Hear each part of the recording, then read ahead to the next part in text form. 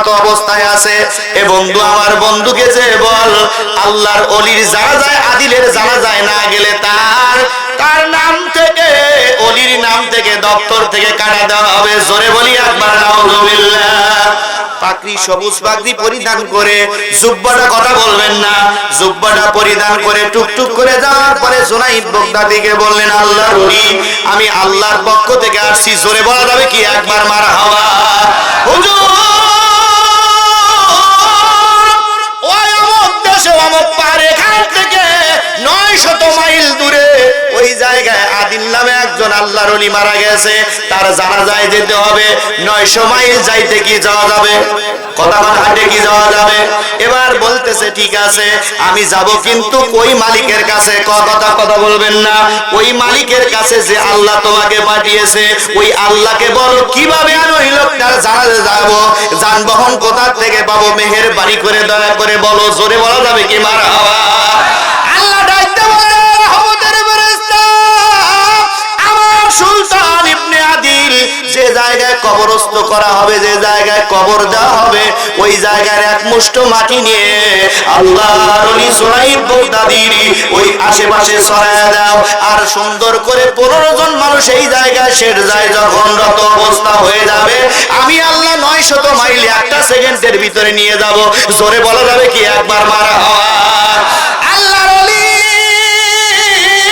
Junaid Baghdadi শের যায় পড়ে আছে, 1 সেকেন্ডের ভিতরে হযরতে আদিলের সঙ্গে নিয়ে যাওয়ার পরে দেখলেন ওই একটা মেয়ে আর 2টা পুত্র সন্তান চোখের পানি ছেড়ে দিয়ে কাঁদতেছে। লোকটার মাথায় জুব্বা বাঁধা আছে, পা হাঁটুর নিচে বের হয়ে আছে। আল্লাহ ওলি ডাকতে বলতেছে, ওমা তুমি দূরে চলে যাও, আমি হযরতে আদিলকে জানাজা করব, জানাজা সম্পূর্ণ করে কবরে দিয়ে দেব। এবার লক্ষ্য করে দেখতেছে পাতায় দেয়া পা পর্যন্ত ঢাকা আছে। আল্লাহর ওলি হযরতে জুনাইদ বাগদাদী মাথার পাগড়ি খুললেন। জোরে বলি মারহাবা। মাথার পাগড়ি খুলে এই লোকটাকে দাফন করবে। ওনার সাথে যে 13 জন মানুষ আছে, এই 13 জন মানুষ ডাকতে বলছে, হুজুর আপনার একটা পাগড়ি দ্বারা হবে না, আমাদের যে মাথায় পাগড়ি আছে 13টা পাগড়ি দিয়ে আজকে ওনাকে দাফন করে দেব। জোরে বলা যাবে কি একবার মারহাবা? সোনার মানিকেরা, আব্বাজানেরা, ভাইজানেরা, এবার কলার পাতা কেটে দিবে, কলার পাতা দিলেন না, পাগড়ি দিয়ে এবার জানাজা বলছে। আল্লাহ পাক বলছে, বন্ধু জুনাইদ তুমি এই লোকটার ইমামতি করবে, জানাজা ইমামতি করবে। আল্লাহর ওলি হাত এরকম তুলবে, আল্লাহু আকবার বলে তুলবে। এমত অবস্থায় পিছন থেকে একজন লম্বা চওড়া মানুষ 2টা হাত তুলে বলে, জুনাইদ তোমার ইমামতি করার দরকার নাই, ইমামতি করব আজকে আমি, আমার জীবন খানা ধন্য হয়ে যাবে। জোরে বলা যাবে কি একবার মারহাবা? আল্লাহর ওলি জুনাইদ চেহারার দিকে তাকাচ্ছে, এই লোকটা কে রে? চেহারা জলজল করে নূরের তাজাল্লিতে জ্বলতেছে। কারণ লক্ষ্য করে দেখবেন যাদের আমলটা আল্লাহর দরবারে কবুল হয়ে যায়, চেহারার দিকে তাকাইলে তাদের চেহারা দেখলেই বোঝা যায় ইনি আল্লাহর ওলি। কথা বলেন ঠিক কিনা? আর যারা সুদ খায়, ঘুষ খায়, চেহারার দিকে তাকাইলে ছাপ পড়ে যায়, বোঝা যায় এর মধ্যে গুনাহগার জগতে আর একটা নাই। এবার লম্বা চওড়া ঘটনা, আমি ওদিকে যাচ্ছি না। সোনার মানিকেরা, আব্বা জানেরা, ভাই জানেরা, আল্লাহর ওলি এবার সুন্দর করে বলতেছে, ও আল্লাহর ওলি জুনাইদ রে, আমি একটা ব্যাগ নিয়ে আসছি, এই ব্যাগের ভিতরে এই লোকটার জন্য কাফন আছে। শুধু তাই নয়, 1200 দিরহাম সোনার কয়েল আছে, ওই মহিলাটাকে দিয়ে দিবে। আর সুন্দর করে এই কাফন দ্বারা সুন্দর করে এই লোকটাকে কি করতে হবে? এই লোকটাকে দাফন দিয়ে দিতে হবে। জোরে বলা যাবে কি একবার মারহাবা? এবার জুনাইদ বাগদাদী বলতেছে, ঠিক আছে টেনশন করো না।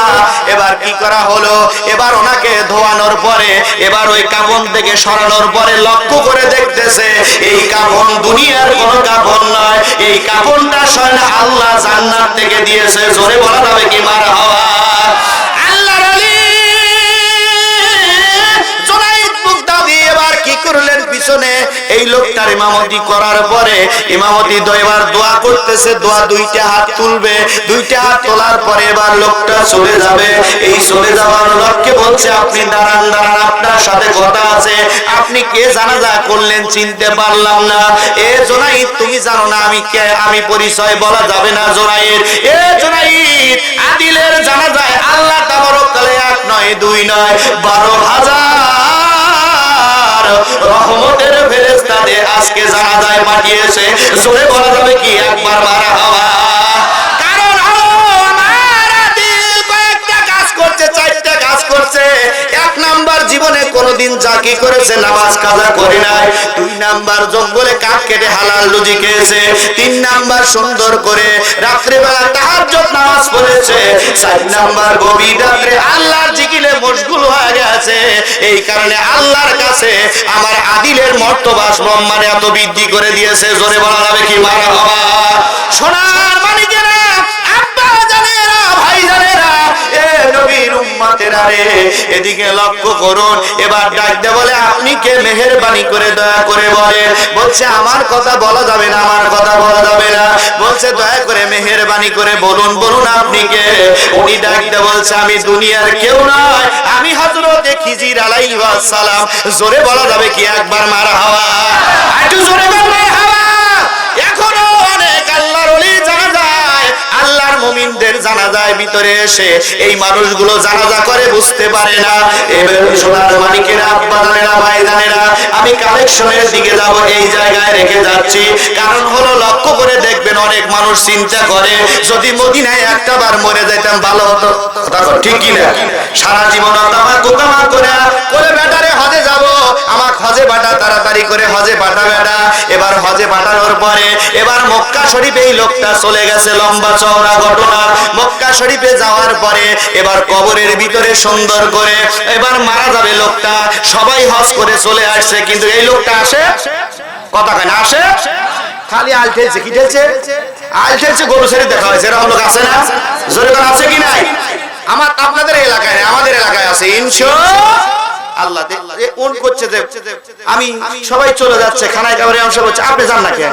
বলো বাবা শখ বড়, যদি মক্কা মদিনায় মরে যেতাম আল্লাহ মা বলো যে বাবা ঠিক আছে, লোহা লবণ সমাসন এখনই না, গভীর রাতে লক্ষ্য করে দেখবা। গভীর রাতে বক্তা আসবি না কেন? তাই তো এরকম এসে যেভাবে বসতেছেন, আল্লাহুম্মা সাল্লি কয়টা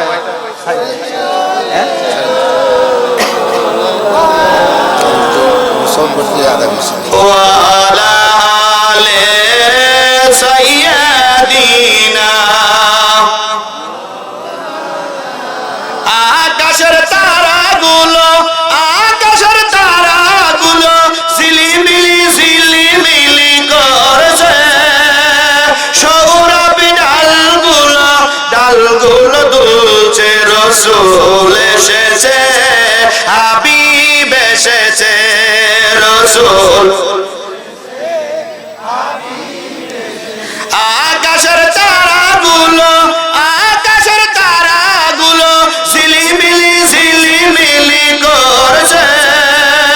সৌরভী ডালগুলো, ডালগুলো দুলছে। রসূল এসেছে, হাবিব এসেছে।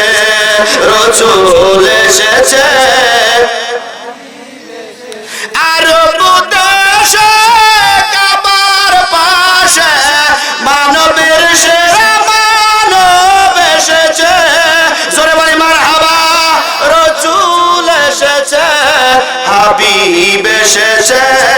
রসূল এসেছে। আকাশের তারাগুলো, আকাশের তারাগুলো ঝিলিমিলি ঝিলিমিলি করছে।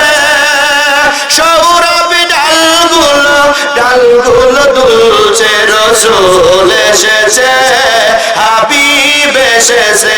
আল্লাহুম্মা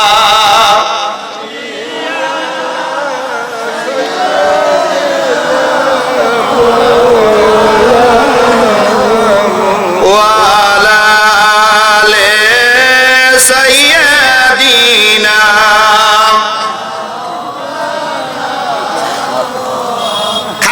ইমাম সাহেব বলতেছে কি, এবার দিকে লক্ষ্য করুন, কথা বলবেন না। খানায় কেমন ইমাম সাহেব বলছে, বাবা যাও না কেন? কোথা বাবু সারা জীবন অকামা কুকামা করে মদিনায় আসছি বাবু, যদি মরে গেলাম নি ভালো হয়নি, কবর যাব না। বলে বাবু রাত্রে জান্নাতুল বাকি কবরস্থানে থাকো, কিছু জানি কয় না। বলে আচ্ছা। রাতে জান্নাতুল কবরস্থানে বাকি থাকার পরে দেখতেছে কান্দে করে কেউ লিয়ে আসতেছে, আর কান্দে করে লিয়া চলে এই বাবা কতটা কি রে অজগবি আসলাম কোন থেকে আসছে সকালবেলা এই হাজী সাহেব যাওয়ার পরে বলতেছে ও হাজী সাহেব খানায় কাবার ইমাম সাহেব বলছে কি দেখলা বলছে হুজুর আমি দেখলাম যে কাদের লাশ যেন কবরস্থান থেকে নিয়ে যাচ্ছে আবার কাদের লাশ যেন নিয়ে আসতেছে বলছে বাবারে যারা ওয়াকামা কুকামা করে যদি আই সেই দেশে মরে যায় তার লাশটা তার দেশেই ফেরত দেয় আয়েশাকে রাসূল যারা রে রাসূল প্রেমিক যারা রে এরা যখন গভীর রাতে চোখের পানি ছেড়ে দিয়ে নবী নবী বলে কান্দে এই মানুষগুলোর লাশ কবরে দেওয়ার পরে আমার নবীর